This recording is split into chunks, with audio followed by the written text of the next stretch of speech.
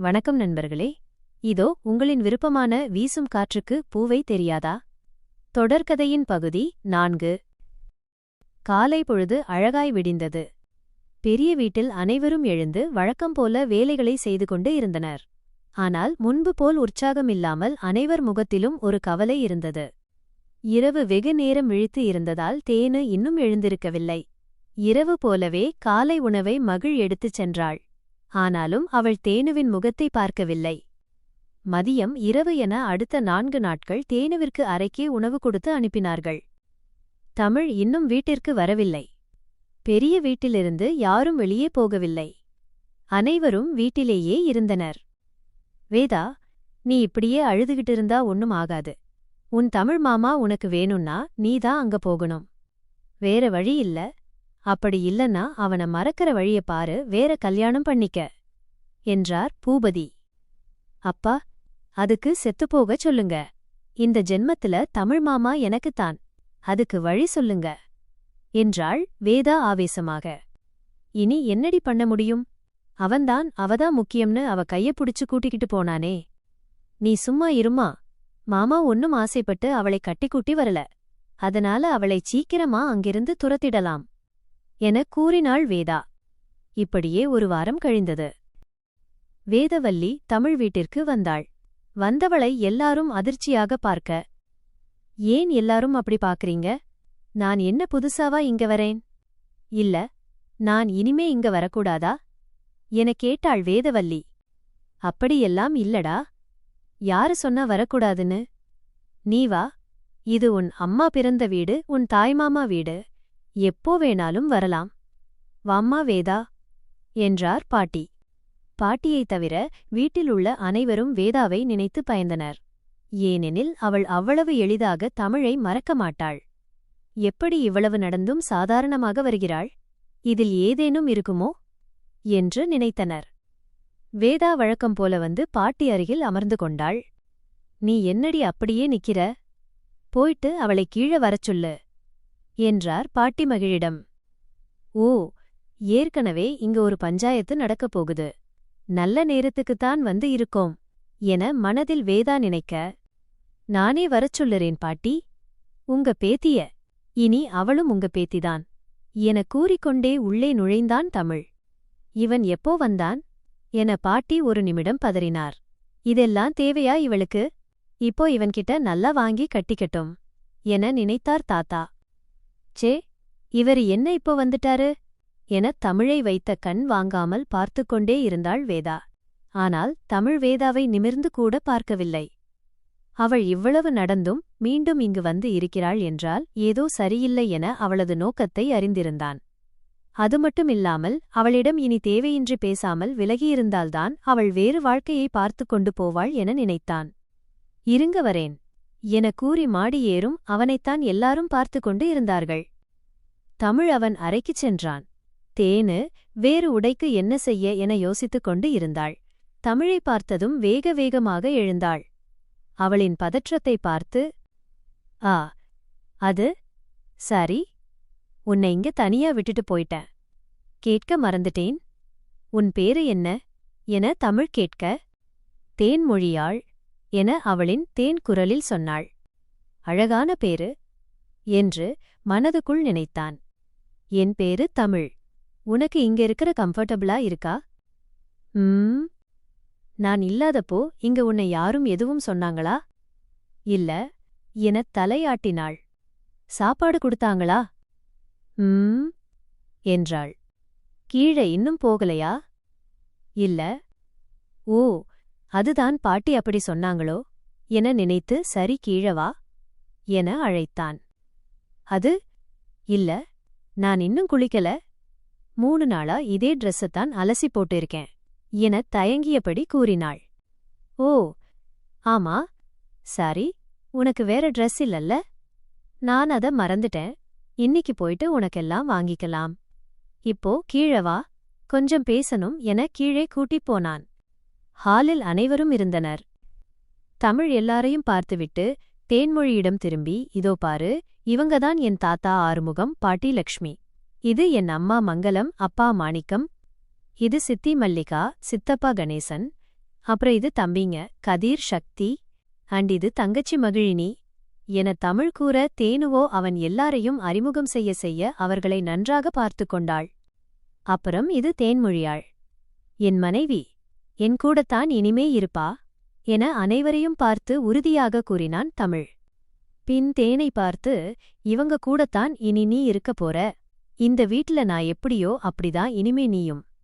எனக்கு கொடுக்கிற உரிமையை இனிமே உனக்கும் கொடுப்பாங்க. அதனால நீ ரூம்லயே இருக்கணும்னு அவசியமில்ல.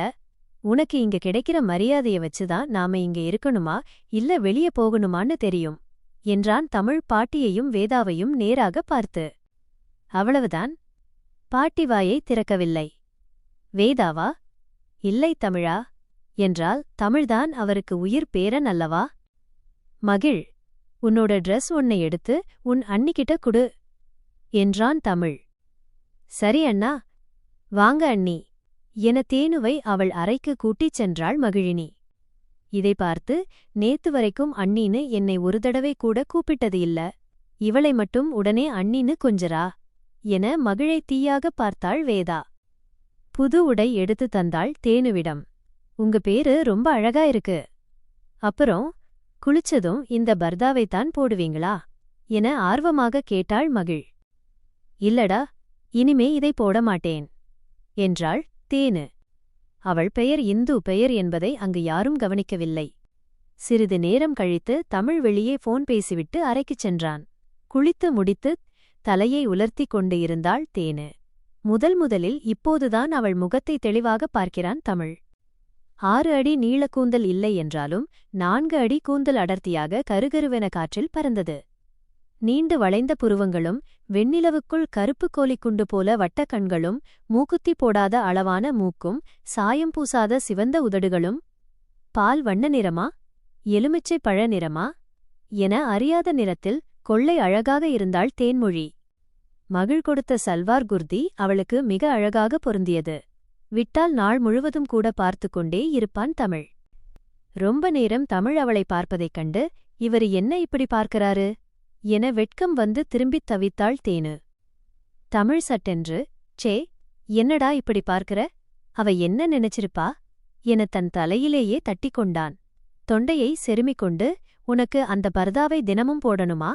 அதுக்காக உன்னை எங்க மதத்துக்கு மாறச் சொல்லல என்றான். பின்னே, இத்தனை அழகையும் அதற்குள் அல்லவா ஒளித்து வைத்திருக்கிறாள். அதைப் போட்டுக்கொண்டால் இப்படி அவளை பார்க்க முடியாதே என்ற எண்ணம் அவனுக்குள். அவன் சொல்வதைக் கேட்டு மெதுவாக சிரித்துக் கொண்டாள் தேனு. இல்ல, அது என் மாமா ஆளுங்ககிட்ட இருந்து தப்பிக்கத்தான் போட்டு வந்தேன். நீங்க நினைக்கிற மாதிரி இல்ல, நான் உங்களை மாதிரி இந்துதான் என்றாள். அடிப்பாவி என்று ஆச்சரியத்தில் வாயில் கை வைத்தான் தமிழ். அப்புறம் எதுக்கு இங்க வந்த பிறகும் கூட அதை கழட்டாம போட்டிருந்த என அவன் கேட்க, அது என்கிட்ட வேற ட்ரெஸ் இல்லாம ஃப்ரெஷ் ஆகாம இருந்தேன், அதான் அதையே போட்டு இருந்துட்டேன் என்றாள் இயல்பாக. இவ்வளவு சாதாரணமா சொல்றா பாரு என மனதுக்குள் நினைத்துக் கொண்டான்.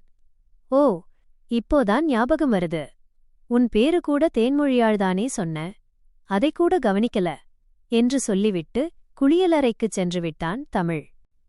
சரி, அவரே சொல்லிட்டாரு, இந்த வீட்டுலதானே இனி இருக்கணும், அப்புறம் என்ன, எது வந்தாலும் பாத்துக்கலாம் என மெதுவாக கீழே சென்றாள் தேனு. கொலுசு சத்தத்தில் எல்லாரும் மேலே பார்த்தனர். ஒரு மயில் போல இறங்கி வந்து கொண்டிருந்தாள் தேன்மொழியாள். வேதாவின் காதில் புகை வராத குறைதான், ஏனெனில் வேதாவை விட பேரழகு தேனு. வந்தவள் நேராக பூஜை அறைக்கு சென்றாள். விளக்கு எரிந்து கொண்டுதான் இருந்தது. பக்கத்தில் இருந்த குத்துவிளக்கை ஏற்றி வைத்து பூஜை செய்து கொண்டு இருந்தாள். பார்த்தீங்களா பாட்டி, என்னமோ ஒண்ணுமே தெரியாத மாதிரி பூஜை ரூமுக்குள்ள வந்துட்டா, அவளுக்கு அங்க என்ன வேலைன்னு போய் கேளுங்க என பாட்டி காதுக்குள் வேதாவோத, தமிழ் வீட்டில் இருக்கும்போது ஒன்றும் சொல்ல முடியாதே என அமைதியாக இருந்தார் பாட்டி. சாமி கும்பிட்டுவிட்டு அமைதியாக தன் அறைக்குச் சென்று விட்டாள் தேனு. எங்க போன என தமிழ் கேட்க, சாமி கும்பிட கீழப் போனேன் என்றாள். யாரும் எதுவும் கேட்கலையா? இல்ல என்றாள் தேனு. சரி வா, சாப்பிடப் போகலாம் என இருவரும் கீழே வந்தனர். டைனிங் டேபிளில் அமர்ந்தான் தமிழ். உட்காரு என அருகிலிருந்த நாற்காலியைக் காட்டினான் தேனுவிற்கு. அதை பார்த்த வேதாவின் கண்கள் கலங்கியது. ஏனெனில் தமிழ் எப்போது வீட்டில் சாப்பிட்டாலும் அருகில் வேதாவும் அமர்ந்து அவனுக்கு பரிமாறிக்கொண்டேதான் சாப்பிடுவாள். இன்று தன் இடத்தில் இன்னொருவளை பார்க்க முடியாமல் சத்தமாக அழுது கொண்டே தன் அறைக்கு ஓடினாள் வேதா. அனைவருக்கும் சங்கடமாகப் போனது தமிழுக்கும் தான். ஆனால் இதுதான் சரி. அப்போதான் வேதா நம்மளை மறந்துட்டு இருப்பா என நினைத்தான் தமிழ். வேதா அழுது கொண்டு செல்லவும் தேனுவிற்கு சூழல் புரிந்தது. வேதாவின் நிலை அவளுக்கு புரிந்ததால் தேனு எழுந்துவிட்டாள்.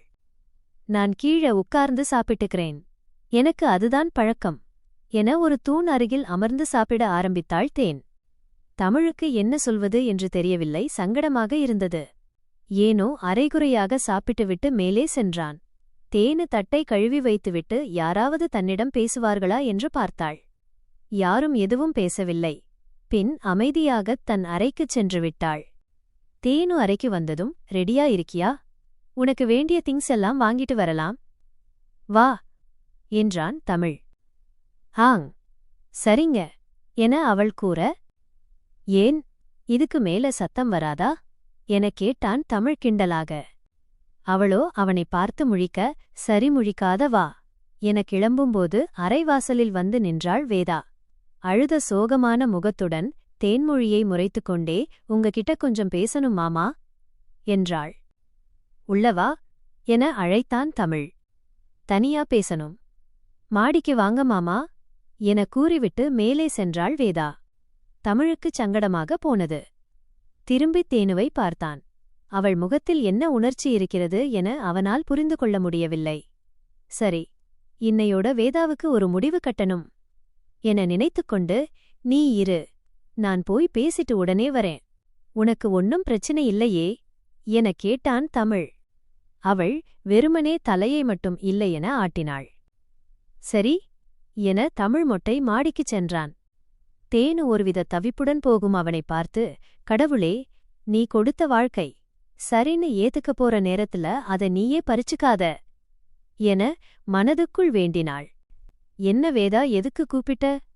மேலே வந்த தமிழ் கேட்க, உங்ககிட்ட ஒன்னு கேட்கணும் மாமா. என்ன கேட்கணும் வேதா? திரும்ப பழசை பத்தியெல்லாம் பேச வேண்டாம்னு நினைக்கிறேன் என தமிழ் கூற, என்ன மாமா பேசுறீங்க நீங்க? என்னை அதுக்குள்ள மறந்துட்டீங்களா? ஆனா என்னால முடியல. சின்ன வயசுல இருந்து உங்களத்தானே என்னோட வாழ்க்கையா நினைச்சு வாழறேன். உங்களுக்கு அது நல்லாவே தெரியும் இல்ல? இப்படி திடீர்னு ஒருத்தியை கல்யாணம் பண்ணிக்கிட்டு வந்து எனக்கு துரோகம் பண்ணிட்டு இப்போ அவ கூட வாழ தயாராகிட்டீங்க. இதெல்லாம் ஒரு கனவா இருக்கக்கூடாதான்னு எனக்கு தோணுது மாமா. நடந்த எல்லாத்தையும் என்னால ஏத்துக்க முடியல. நீங்க இல்லாத ஒரு வாழ்க்கைய என்னால நினைச்சு கூட பார்க்க முடியல மாமா. தொடர்ந்து விம்மியவள், நான் ஒன்னு சொல்லட்டுமா மாமா? அவள அவங்க வீட்டுக்கு அனுப்பிடுங்க. நடந்ததையெல்லாம் மறந்துடலாம். நாம கல்யாணம் பண்ணிக்கலாம். கண்டிப்பா நம்ம கல்யாணத்தை எல்லாருமே ஏத்துப்பாங்க. நாம நினைச்ச மாதிரி சந்தோஷமா வாழலாம். மாமா ப்ளீஸ், எனக்கு என்னோட தமிழ் மாமா வேணும். நாம பழைய மாதிரி இந்த வீட்ல இருக்கணும். மாமா ப்ளீஸ் என வேதவல்லி பேசி அழுது கொண்டே தமிழ் காலில் விழுந்தாள். தமிழ் பதறிப்போய், என்ன வேதா பண்ற என அவளை தூக்கிவிட்டான். என்ன வேதா பேசுற? எல்லாம் புரிஞ்சுதான் பேசுறியா? கல்யாணமெல்லாம் வாழ்க்கையில ஒரு முறைதான். அது எனக்கு அந்த பொண்ணு கூட எதிர்பாராத விதமா நடந்து போச்சு. அந்த பொண்ணை நான் இங்க கூட்டி வந்துட்டேன். நீ பழசையெல்லாம் மறந்துதான் ஆகணும் வேதா. உனக்கு கண்டிப்பா என்னை விட உன் மனசுக்கு பிடிச்ச மாதிரி நல்ல வாழ்க்கையை அமைச்சு கொடுப்பேன் என தமிழ் அவளை சமாதானம் செய்தான். ஆனால் வேதவல்லி பிடிவாதமாக இருந்தாள். திரும்பவும் அழுது கொண்டு தமிழ்காலில் விழப்போக அவளைத் தடுத்தான் அவன். அப்படியே தமிழின் நெஞ்சின் மேல் சாய்ந்து அழத் தொடங்கினாள். எங்க இவர் மேலே போய் ரொம்ப நேரமாச்சு. அப்படி என்ன பேசுவாங்க? எல்லாம் முடிஞ்ச மாதிரிதானே பஞ்சாயத்துல பேசி என்னை கூட்டி வந்தாரு. இப்போ அவ கூப்பிட்டதும் அவ கூட போய் இவ்வளவு நேரம் பேசுறாரே. நாம தான் தேவையில்லாம அவங்களுக்கு நடுவுல வந்து தொந்தரவு பண்றோம் போல என நினைத்துக் கொண்டே தேனு மேலே மொட்டை மாடிக்கு வந்தாள். மேலே வந்து பார்க்கும்போது வேதா தமிழின் மார்பில் சாய்ந்து இருப்பதை பார்த்துவிட்டாள் தேன்மொழியாள். வேதா அந்த பக்கம் திரும்பி அழுததால் தேனுவிற்கு அவள் அழுவது தெரியவில்லை. பார்க்கும்போது இருவரும் கட்டிப்பிடித்து நிற்பது போலத்தான் தெரிந்தது. அவள் அழுவதால் தமிழ் எதுவும் சொல்லாமல் நின்றான். ஆனாலும் அவளைத் தொடவில்லை. என்னதான் எதிர்பாராமல் நடந்த திருமணம் என்றாலும் தேனுவிற்கு அதை பார்க்க கஷ்டமாக இருந்தது. தாலி கட்டி உரிமையாக வீட்டிற்கு கூட்டி வந்த பின் இன்னொரு பெண்ணுடன் நெருங்கியிருப்பதை அவளால் சகிக்க முடியவில்லை.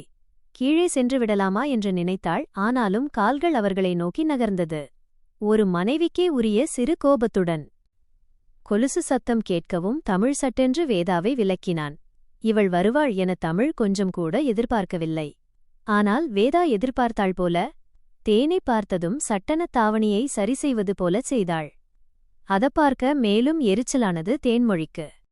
ஏதும் தப்பா நினைச்சிருப்பாளோ என தமிழ் தேனை பார்த்தான். தேனு பேசாமல் திரும்பி கீழே சென்று விட்டாள். அவள் கோபித்துக் கொண்டாள் என்பதை உணர்ந்து தமிழும் அவள் பின்னாலேயே அறைக்குச் சென்றான். வேதா ஒரு மர்ம புன்னகை செய்தாள். இது போதும், உன்னை இந்த வீட்டில இருந்து விரட்டுறேண்டி என நினைத்து கண்களை துடைத்தாள். கீழே வந்த தமிழ் தேன்மொழியை பார்த்து தயங்கிக் கொண்டே, அவதா ரொம்ப அழுது என் மேல சாஞ்சிக்கிட்டா, நீ ஒன்னும் தப்பா நினைக்கல இல்ல என்றான். தேனுவிற்கு சுறுசுறுவென்று கோவம் வந்தது. ஐயோ பாவம், இன்னும் கொஞ்சம் நேரம் போயிட்டு நில்லுங்க, நல்ல சாஞ்சி அழுகட்டும், நீங்களும் ஆறுதலா நில்லுங்க என வெடுக்கென கூறிவிட்டு கட்டிலில் போய் அமர்ந்துவிட்டாள். தமிழுக்கு சிரிப்பு வந்தது. நமக்காக உரிமையுடன் இவள் இப்படி பேசுகிறாள் என்று. நீ தப்பா எல்லாம் நினைக்க வேணாம். நான் உனக்கு மட்டும்தான் இந்த ஜென்மத்தில புருஷன். வேற யாரு மேலையும் என் கை தப்பான எண்ணத்துல படாது, சரியா? சரி சரி வா, நாம கடைக்கு போகலாம் என அழைத்தான். இதோ பாருங்க, என்னை கொண்டு போயிட்டு எந்த ஊருக்காவது பஸ் ஏத்தி விட்டுடுங்க தயவு செஞ்சு. இதையெல்லாம் என்னால பார்க்க முடியல. உங்களால அவங்களை மறக்க முடியல. அவங்களுக்கும் தான். எதுக்கு இப்படி நடுவுல என்ன வச்சுக்கிட்டு நீங்க இப்படி பிரிஞ்சு கஷ்டப்படுறீங்க? அதான் நேத்தே சொன்னேன், நான் போயிடுறேன், நீங்க அந்த பொண்ண கல்யாணம் பண்ணிக்கங்கன்னு. தொடர்ந்து படபடவென பேசினாள் தேனு. அப்போ என்னமோ சொல்லிட்டு, இப்போ நீங்க 2 பேரும் மாடியில நின்னு அவ உங்க மேல சாயிரா, நீங்களும் அமைதியா சோககீதம் வாசிச்சுக்கிட்டு இருக்கீங்க. ஏய், அவளை மறக்க முடியாதுன்னு நினைச்சிருந்தா உன்னை அப்போவே வேற எங்கேயாவது பாதுகாப்பா அனுப்பி வச்சிருப்பேன். உன்னை என் மனைவின்னு இங்க கூட்டி வந்திருக்க மாட்டேன். மேல நடந்தது நானே எதிர்பார்க்காத ஒன்னு. அத ஒன்னும் நீ தப்பா நினைக்க வேண்டாம். இனிமே இந்த மாதிரி நடக்காம பாத்துக்கிறேன் என்றவன் சற்று மிரட்டலாகத் தொடர்ந்தான். நீ அடிக்கடி போறேன் போறேன்னு சொல்லிக்கிட்டு இருந்தா அப்புறம் உன் மாமா வீட்டுல விட்டுட்டு வந்துடுவேன், ஓகேவா என்றான் தமிழ். அவள் ஆ என அதிர்ச்சியாக வாயைப் பிளந்தாள். சரி வா போலாம் என அவளை கூட்டிச் சென்றான். தாத்தா, நாங்க மாலுக்கு போயிட்டு வரோம் என கூறிவிட்டுச் சென்றான் தமிழ். காரில் அமர்ந்து முன் சீட்டின் கதவை திறந்துவிட்டான். தேனு ஏறி அமர்ந்ததும் கார் கிளம்பியது. மேலே இருந்து வேதா பார்த்து கொண்டிருந்தாள் வன்மத்துடன். தமிழை பிடிக்க வேண்டும் என்பதில் அவளுக்கு ஆசை பாதி என்றால், தமிழை திருமணம் செய்தால் அந்த பெரிய வீட்டில் அவள் மட்டுமே ராணியாக திகழலாம் என்ற எண்ணமே மீதி பாதி. அந்த வீட்டிலும் சரி அந்த ஊரிலும் சரி தான் வைத்ததுதான் சட்டமாக இருக்க வேண்டும் என திட்டமிட்டு இருந்தாள் வேதா. பூபதியின் வளர்ப்பும் அவளை அப்படித்தான் செதுக்கியிருந்தது. இன்னும் திருமணம் கூட முடியவில்லை. அதற்குள்ளேயே மகிழினி, சக்தி, கதிர் என அனைவரிடமும் நான்தான் இந்த வீட்டிற்கு மூத்த மருமகளாக வரப்போகிறவள் என்கிற அதிகார தோரணையில்தான் நடந்து கொள்வாள். எவரிடமும் அவள் தோழமையுடன் பழகியது கிடையாது. அவளது இந்த ஆணவ போக்கு மற்றவர்களுக்கு பிடிக்கவில்லை. அதனாலோ என்னவோ தமிழ் எதிர்பாராமல் தேனுவை கல்யாணம் செய்து கூட்டி வந்ததில் அவர்கள் அனைவருக்கும் உள்ளுக்குள் ஒரு பெரிய மகிழ்ச்சி இருந்தது. காரில் இருவரும் அமைதியாகவே வந்தனர். ஒரு பெரிய ஷாப்பிங் மாலின் முன்னே தமிழின் கார் வந்து நின்றது. இருவரும் உள்ளே சென்றனர். அவளுக்கு தேவையானதை வாங்கிக் கொள்ளச் சொல்லி அங்கிருந்த ஒரு கடைக்குள் போகச் சொன்னான் தமிழ். இங்க எல்லாமே ரொம்ப காஸ்ட்லியா இருக்கும், விலை கம்மியான கடைக்கு கூட்டிட்டு போங்க என்றாள் தேனு. அந்த மால் அவனுக்கே சொந்தமானது என்பது பாவம் அவளுக்கு தெரியவில்லை. அப்போது தமிழின் நண்பன் சரவணன் அங்கே வந்தான். வாங்க சிஸ்டர், நான் சரவணன், இந்த மாலோட மேனேஜர். அப்புறம் இவனும் நானும் ஃப்ரெண்ட்ஸ் என்று அறிமுகம் செய்து கொண்டான். தேனு புன்னகைத்தாள். உங்க பேரை சொல்லவே இல்லையே என்று சரவணன் கேட்க, தேன்மொழியாள் என்றாள் அவள். பார்க்க தமிழ் பெயர் மாதிரி இருக்கே என சரவணன் வினவ, நான் தமிழ் பொண்ணுதான் என்று மெல்லிய குரலில் பதிலளித்தாள். ஓ சரிங்க, வாங்க என அவளை அழைத்துச் சென்றான் சரவணன். தேனு தனக்காக மொத்தம் 4 உடைகளை தேர்ந்தெடுத்தாள். இது போதுமா என்று கேட்ட தமிழ் அவளே வியக்கும் வண்ணம் வீட்டிற்குள் அணியும் உடைகள், வெளியே செல்ல சல்வார்கள் மற்றும் புடவைகள் என பார்த்து பார்த்து பலவற்றை வாங்கினான். தொடர்ந்து ஒரு ஃபேன்சி கடைக்குள் சென்றவன் அங்கிருந்த பெண்ணிடம் இவங்களுக்கு என்னென்ன தேவைப்படுமோ அதெல்லாம் எடுத்துக் கொடுங்க என்று கூறி அனைத்தையும் வாங்கினான். தன்னை நம்பி வந்த பெண்ணிற்காக இவ்வளவு செய்கிறாரே என்று தமிழுக்கு மேல் தேனுவுக்கு பெரும் மரியாதை பிறந்தது. இவ்வளவு காசுக்கு என்ன பண்ணுவீங்க என்று ரகசியமாக அவனிடம் கேட்டாள் தேனு. தமிழ் அனைத்திற்கும் பணம் கொடுத்துவிட்டு அவளை தனது அலுவலக அறைக்கு அழைத்துச் சென்றான். அங்கே வைத்துதான் சொன்னான், இந்த மாலானது அவன் கல்லூரி முடித்து வேலைக்குச் சென்று பின் லோன் போட்டு அந்த பணத்தில் கட்டியது என்று. அப்படி என்ன படிச்சிருப்பாரோ என தேனு தனக்குள் முணுமுணுக்க, நான் MBA கோல்டு மெடலிஸ்ட் என்று கூலாக சொல்லி அவளை அதிர வைத்தான் தமிழ். அப்போது கதவை வேகமாக திறந்து கொண்டு உள்ளே வந்தாள் வேதவல்லி. அவளை அங்கே சற்றும் எதிர்பார்க்காத தமிழ், இங்கே என்ன பண்ற என்று அதட்டலாக கேட்டான். கொஞ்சம் திங்ஸ் வாங்க வந்தேன் மாமா என்றாள் வேதா இயல்பாக. சரி, வாங்கிட்டுப் போ என்று சுருக்கமாக முடித்துக் கொண்டான் தமிழ். ஆனால் வேதவல்லி அங்கிருந்த தேனுவை வன்மத்தோடு முறைத்துப் பார்த்தாள். பின் தமிழை நோக்கி, என்ன மாமா, எப்பவும் நான் எது வாங்கணும்னாலும் உங்களைத்தானே கூட்டிட்டுப் போவேன், வாங்கப் போவோம் என்று வம்படியாக அழைத்தாள்.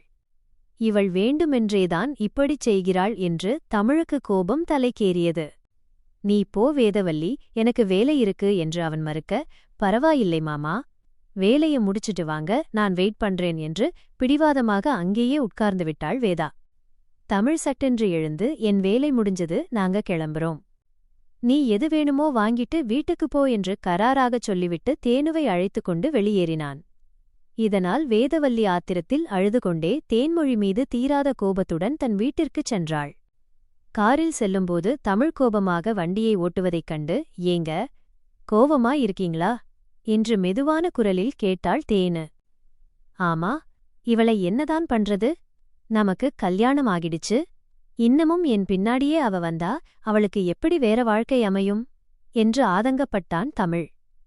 அது உடனே எல்லாம் மாறாது இல்லீங்க, அவங்க மனசு மாற கொஞ்ச நாள் ஆகணும் இல்ல என்று தேனு சமாதானம் சொன்னாள். அதுக்குதான் நான் அவகிட்ட இவ்வளவு கோவமா நடந்துக்கிறேன், அப்போதான் என்கிட்ட இருந்து தள்ளியிருப்பா என்று தமிழ் கூற, ஓ, அப்போ உங்களுக்கு அவங்க மேல வேற எதுவும் என்று கேட்க வந்தவள் பாதியிலேயே நிறுத்தினாள். தமிழ் அவளை திரும்பி பார்த்தான். தேனுவின் முகத்தில் ஒருவித குழப்பம் தெரிந்தது. ஒரு பெருமூச்சை விட்டுவிட்டு, எனக்கு அவ மேல என் சொந்த அத்தை பொண்ணுங்கிற பாசம் இருக்கு மொழி, அவ்வளதான், அதுவும் என் அத்தைக்காகத்தான், வேற ஒன்னும் இல்லை என்று தன் மனதை திறந்தான். அதற்கு மேல் இருவரும் எதுவும் பேசவில்லை. ஆனால் தேனுவின் மனதுக்குள் சிந்தனைகள் ஓடின. எனக்காக இவ்வளவு பண்றாரே, ஒருவேளை வேதவல்லி மேல இவருக்கு காதல் இருந்தா என்னை இவ்வளவு தூரம் தாங்க வேண்டிய அவசியமில்லையே, என்னை வீட்டை விட்டு அனுப்பிட்டு அவளை கல்யாணம் பண்ணியிருக்கலாமே, அப்போ இவரு மனசுல அவ இல்லை, நான் தான் இவரு மனசுக்குள்ள வந்துட்டேன் போல என்று எண்ணியபோது தமிழ் மீது அவளுக்கு ஒரு ஈர்ப்பு பிறந்தது.